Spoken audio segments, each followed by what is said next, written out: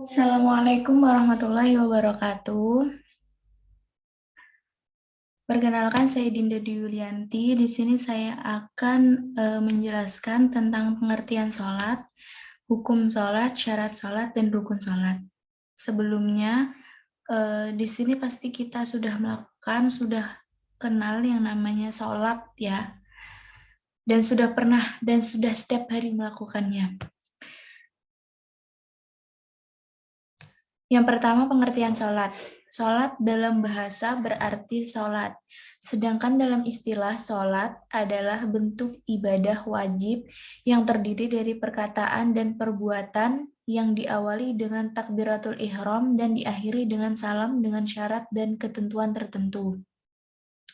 Intinya, sholat adalah menyingkapkan jiwa kepada Allah Subhanahu wa Ta'ala yang dapat melahirkan rasa takut kepada Allah dan dapat membangkitkan kesadaran yang dalam di setiap jiwa akan kebesaran dan kekuasaan Allah Subhanahu wa Ta'ala. Menurut Ash-Shiddiqi, sholat adalah mendeskripsikan sholat yang khusyuk atau jiwa sholat, artinya berharap kepada Allah dengan segenap hati dan jiwa, dengan segala keikhlasan di hadapan Allah dan dengan ikhlas disertai dengan hati yang selalu mengaji, berdoa, dan memujinya. Kemudian yang kedua, saya akan menjelaskan tentang hukum sholat. Hukum melakukan sholat 5 waktu merupakan wajib bagi semua umat manusia dan umat muslim.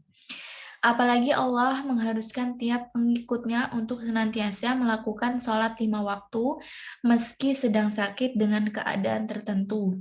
Tidak hanya sholat wajib yang wajib 5 waktu, terdapat sholat sunnah yang lain. Berikut ini jenis hukum sholatnya. Yang pertama adalah sholat fardu. Sholat fardu adalah doa yang diwajibkan untuk melakukannya.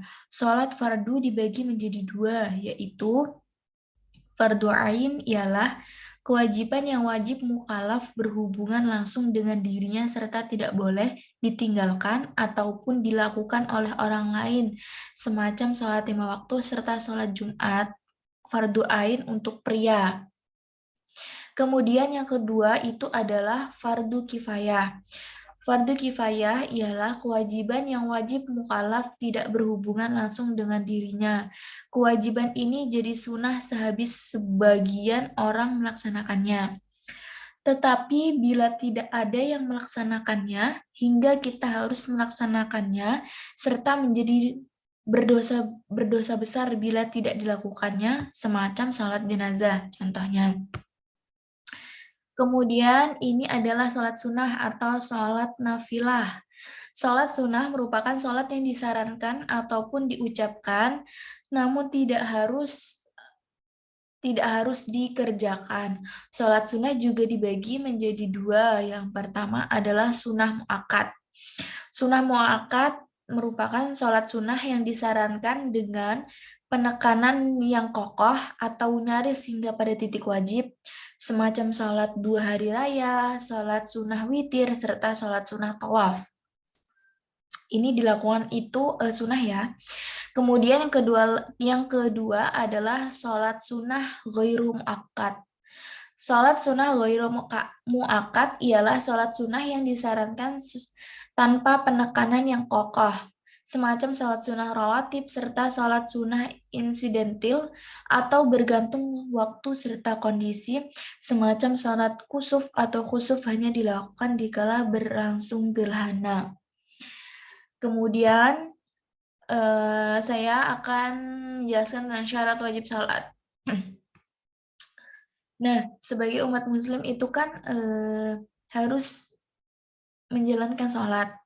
Syarat wajib sholat adalah yang pertama muslim atau beragama Islam, yang kedua berakal sehat, yang ketiga balik, yang keempat suci dari hadas kecil maupun hadas besar, yang kelima adalah sadar. Nah, mungkin ada yang tanya, kalau misalkan orang gila ataupun yang lagi gangguan jiwa itu wajib nggak sih sholat gitu kan ya? Jawabannya tidak. Kenapa? Karena syarat wajib sholat itu adalah berakal sehat. Sedangkan orang gila ataupun orang yang gangguan jiwa itu kan tidak berakal sehat, jadi tidak diwajibkan untuk melakukan sholat fardu maupun sholat sunnah.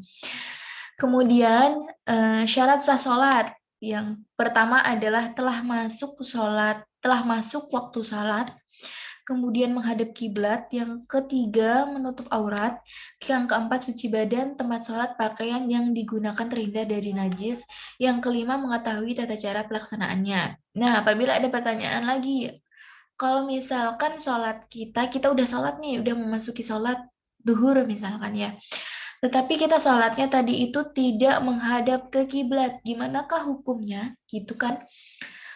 Jawabannya hukumnya itu tidak sah. Kita harus melaksanakan sholat duhur ulang dengan menghadap kiblat yang benar, gitu contohnya.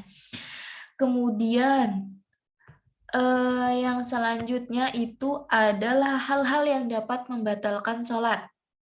Apa aja sih yang dapat hal-hal yang dapat membatalkan sholat? Yang pertama ada berhadas.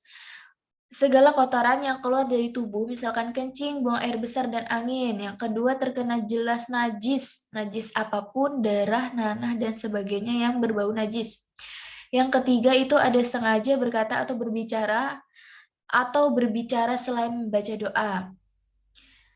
Yang keempat, sengaja meninggalkan suatu syarat, rukun doa. Kemudian yang kelima, ada sengaja melakukan pergerakan 3 kali berturut-turut yang bertepatan dari gerakan sholat. Misalnya, menggaruk ke arah yang sama. Kemudian yang keenam, ada tertawa berbahak-bahak. Jelas membatalkan sholat banget ya, yang nomor 6. Kemudian yang 7, ada mendahului gerakan imam bila Anda adalah seorang makmum atau sholat berjamaah. Kemudian yang terakhir ada murtad.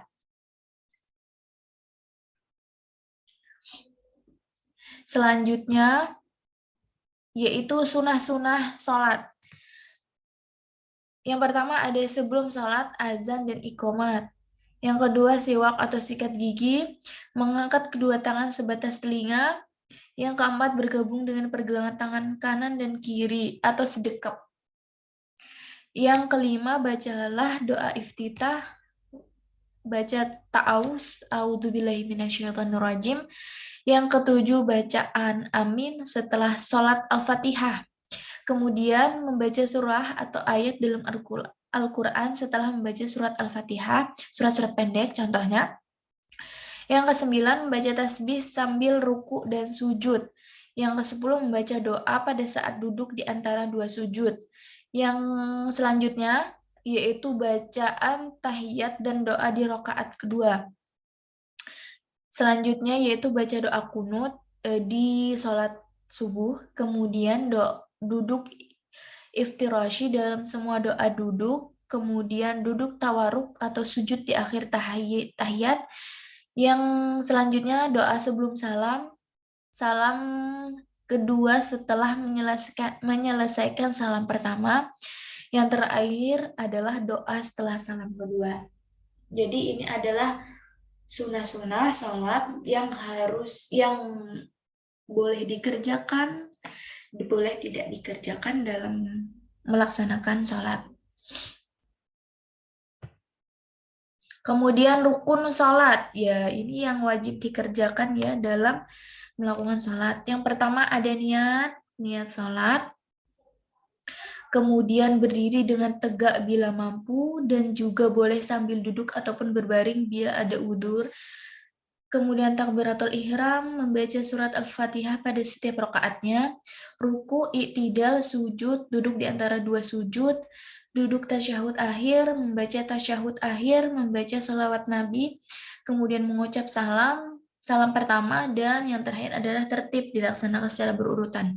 Nah, apabila ada pertanyaan, kalau misalkan berdiri, kita sebagai orang normal, sholatnya berdiri ya. Dan kalau misalkan ada udzur seperti sakit, maaf yang tidak bisa berdiri, bisa dilaksanakan dengan sholat duduk. Jika tidak bisa duduk, juga boleh berbaring. Jadi segala macam itu bisa dilakukan untuk sholat. Asal eh, niat kita itu sholat, pasti akan tersampaikan. Kemudian yang selanjutnya adalah makna dan manfaat sholat.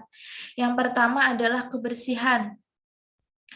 Orang yang ingin melakukan sholat, yang pertama harus bersihkan hatinya dari berbagai macam kotoran, seperti marah, sombong, iri, dendam, dan lainnya. Kemudian yang kedua harus membersihkan perutnya dari berbagai macam kotoran, seperti minuman dan makanan yang harum, makanan riba, dan makanan harta anak yatim.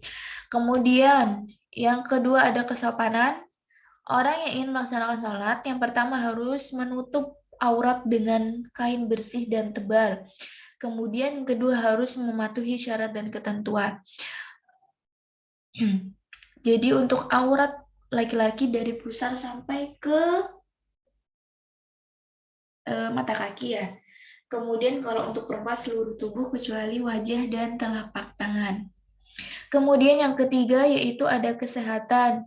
Orang yang ingin melakukan sholat, yang pertama harus berwudu. Kemudian yang kedua harus bersiap dan pergi ke tempat doa. Kemudian yang ketiga harus melakukan rukunnya, berdiri, rukuk, sujud, dan duduk. Kalau ada yang bertanya, kalau misalkan nggak berwudu, gimana ya? Maka sholatnya tidak sah. Kemudian harus bersiap dan berpergi ke tempat doa. Maksudnya itu berpergi ke masjid, berpergi ke tempat yang bersih untuk melakukan sholat tadi. Kemudian selanjutnya adalah kesabaran. Karena orang yang ingin melakukan sholat atau melakukan doa, itu yang pertama tidak boleh terburu-buru dalam menjalankan rukun, baik wajib maupun sunnah. Yang kedua adalah harus tertib dan tumak ninah atau tenang untuk khusyuk. Apabila kita mau sholat, itu segala sesuatu yang dapat mengganggu saat kita sholat itu dilaksanakan terlebih dahulu.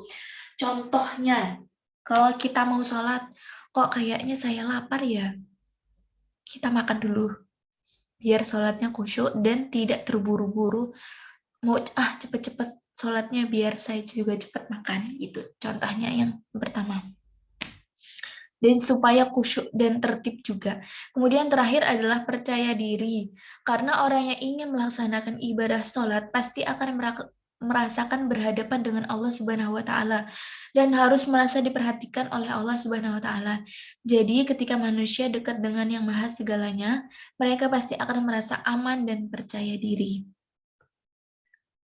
Ya, terima kasih. Sekian yang bisa saya sampaikan. Apabila ada salah kata, mohon dimaafkan. Billahi taufiq wal hidayah. Wassalamualaikum warahmatullahi wabarakatuh.